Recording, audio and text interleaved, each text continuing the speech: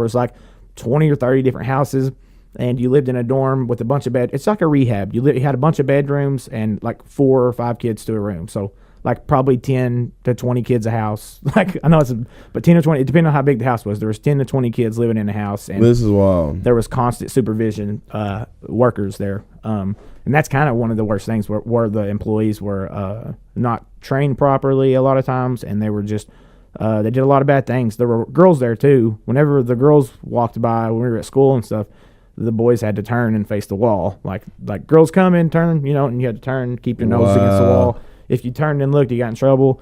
And a lot of those girls were like sexually assaulted, and actually they just did a case within the past 1 or 2 years. I talked to a lawyer, and I didn't want to do anything, but a bunch of people got together and pursued like legal actions against these guys. They deserve it, 19 man. years later, yeah.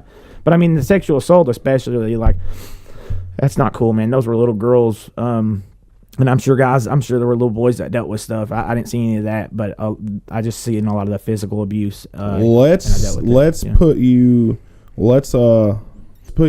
in a day's situation there, like a really rough situation, something that you remember happening there you won't forget. Yeah. There's a couple of one of the things I remember was I was in school in class. There's a kid in front of me, and he got into a fight with the kid in front of him, and he took a pencil and stabbed the dude in the neck with the pencil.